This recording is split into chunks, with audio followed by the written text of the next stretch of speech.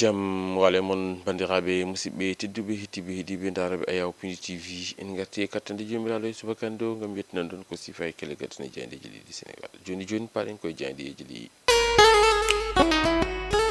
alarba nogas e jeenayi lewru octobre hitande ujunnaje ɗiɗi e nogas e joyi ko sifa e kele gadane e jayndeji ɗiɗi Sénégal eɗen puɗɗoro e jaynde Sud Quotidien hono no ɓe mbaɗiri kamɓe musidɓe men jaynankoɓe gardinnatal mabɓe ɓe mbi ko hommage national ko ɗum kay woni ko rutta ngal ɗon teddugal gendire e fewde on ɗon korkaji mo ganduɗa kam woni Amadou Mouhtar Mbow holno ɓe mbiri Amadou Mouhtar Mbow majjata mayata ko ɗum woni ko jayde ganduɗa kay kam woni jayde Sud Quotidien waɗi gartidi e natal muɗum jayde Las Quotidien ko hen arti ɓe mbi ko hommage à Amadou Mouhtar Mbow horejo leydi ndi Bassirou Diomaye Faye kañum kay huɓɓiti nden ɗon hoodere nde ganduɗa kay ko hoodere daranide leydi Sénégal ha tengti noon e dunde Afrique kamɓe musidɓe men jaynankoɓe ɓe garti e lelwal on ɗon gorkajo ko wona ɗum ko kamɓe musidɓe men jaynankoɓe Las Quotidien ɓe garti e nangal on ɗon debbo jayndiyanke peteɗo Maimouna Ndour Faye ɗum ko caggal nde wino waddude yewtere mo ganduɗa kam woni Madiambal Diagne jande nde arti hen jaynde Rewmi Quotidien rutani ko on ɗon hommage mo ganduɗa kay waɗama ɗum fewde e on ɗon korkajo biyeteɗo Amadou Mouhtar Mbow no ɓe mbi ko hommage national rendi à Amadou Mouhtar Mbow on ɗon korkajo gollinoɗo gollani leydi e Sénégal no ɓe mbaɗiri ɓe mbi ko gando majjata mayata ɗum wi sababu kamɓe musidɓe men e jaynankoɓe ɓe garti hen ko wona ɗum ko kamɓe musidɓe men jaynankoɓe ɓe garti e ɗin ɗon déguerpissement ji ɗi ganduɗa kay nene jokki e nder lamarko ngo Dakar holno ɓe mbaɗiri e kamɓe musidɓe men jayndiyankoɓe jayde gendire nde Le Soleil ko hen arti ɓe mbi ko président Amadou Mouhtar Mbow ko kañum kay rutta teddugal pattam lamal payodingal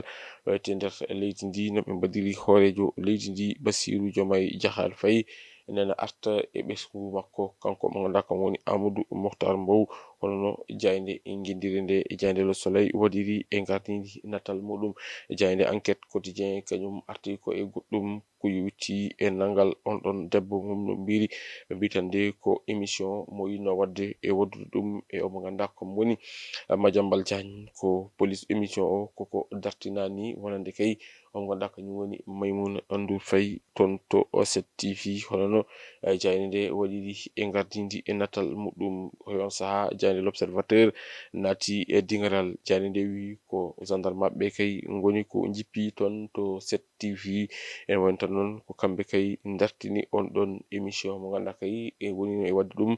mo ganduɗa kañum woni Maimouna Ndour Faye hono no wiiri e jayde ganduɗa kam woni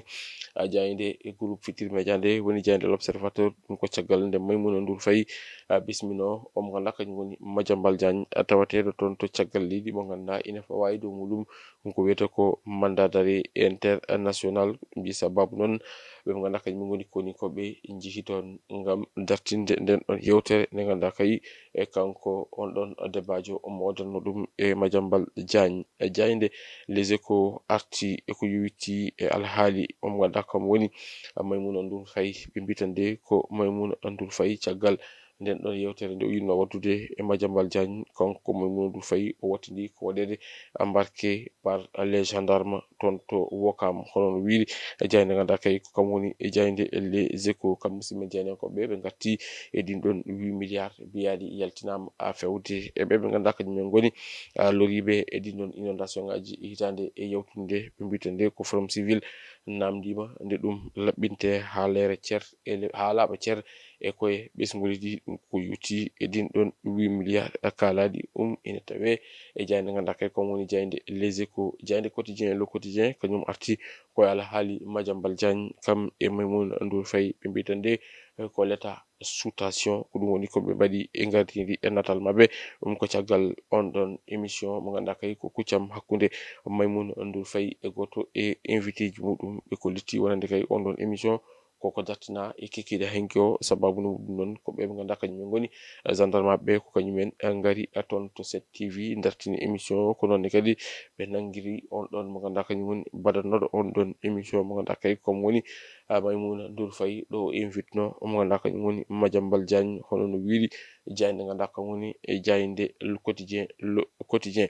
jayde la tribune ko hen arti ɓe mbitande ko émission o kay ko kañum woni ko dartina aton to 7TV ɗum ko caggal nde omo ganduɗa kam woni Maimouna Ndour Faye yinno bismade omo ganduɗa kam woni Madiambal Diagne musidɓe men jeeniyankoɓe ɓe garti hen ɓe mbi ko gendarmerie ko kam kay woni ko kuppi micro omo ganduɗa kañum woni Madiambal Diagne ko noonne kadi ɓe nangori omo ganduɗa kañum woni Maimouna Ndour Faye ɗum woni ko jayde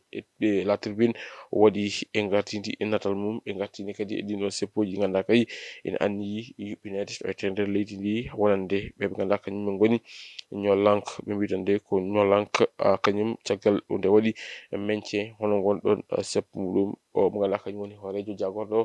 Ousmane Sonko kañum nene habri wonande kusugol ko hewti e cogguli guraka ha tengti noon e kuɓamɗam ɗum ina tawe e jayde nde ganduɗa kadi kon woni jayde tribune quotidien jayde point actu kañum arti ko haali Maimouna Ndour Faye ɓe mbitande ko caggal nde o yinno bismade omo ganduɗa kam woni Madiambal Diagne toon to 7TV Maimouna Ndour Faye ko kam kay woni ko waɗa embarqué taw waɗi ɗum ko gendarme maɓɓe ɗum ina tawe e jayde nde ɓe mbi Maimouna Ndour Faye ko kam kay woni ko waɗa embarqué ene wayno omo ganduɗa kam woni jaydiyanke tawatede toon to 7TV beteɗo Modou Awa kam suuti konngudi ngam hollirde méthode muɗum ko yewti on ɗon fannu kam musidɓe jeeniyankoɓe ɓe garti e konngudi ceerno Bocoum mo ganduɗa kay weltaki hay saaha goto ko noon kadi konngudi ko ganduɗa ko yewti haali mawningol omo ganduɗa kañum woni duttugol teddugal omo ganduɗa kam woni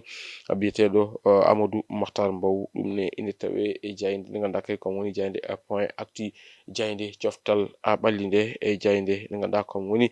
jayde tribune sport kamɓe ɗon ɓe garti ko haali on ɗon éliminatoire coupe d'Afrique to ko ganduɗa kañum woni rewɓeɓe ɓe kolliti wonde kay keppugol mo leydi Sénégal heeɓi fartaŋe wadde qualifié ɗum ko caggal nde ɓe mbaɗi éliminé on ɗon kippo mo leydi Côte d'Ivoire honno wiiri kamɓe musidɓe men jeeniyankoɓe ɓe gartini kadi équipe o gandijo mo leydi Algérie to banggue rewɓe to ɓe mbi ko Algérie ƴetti joftigu muɗum e dow kippo mo leydi ɓe ganduɗa kañumen goni Cameroun te Algérie waɗi qualifié toon to leydi mo ganduɗa kam woni leydi Maroc ko yewti e on ɗon coupe d'Afrique des nations mo ganduɗa kay waɗana ɗum ko rewɓeɓe e jayde record quotidien kañum arti ko e toon to Angleterre ɓe mbitande ko League Cup ñalawma hande o sanga waktuji 19 pawdi hojommaji 45 ma Ismaïla Sarr e club muɗum mo ganduɗa kañum woni Crystal Palace kuccodir e on ɗon équipe mo ganduɗa kay kañum woni Liverpool ko namdal non woni ko waɗi kam musidɓe men jeeniyankoɓe ɓe mbi beele ma Ismaïla Sarr e fetide muɗum mbatta ko mbatno caggal nde polno oɗon kippo mo Liverpool bandiraɓe musidɓe tedduɓe hettiɓe heeɗiɓe daroɓe Ayaw PD TV ko ɗum ɗo woni komin kemno rubnidade ko sifa kellegal ne yoga e jaydeji leydi Sénégal ari meɗen e ruɓido jaydeji wonata ko janggo so gona haji ɗo e nden min mbi on jokke ɗoftade kam e rewidade programme uji ɗi pinder TV Allah jarama on jarama.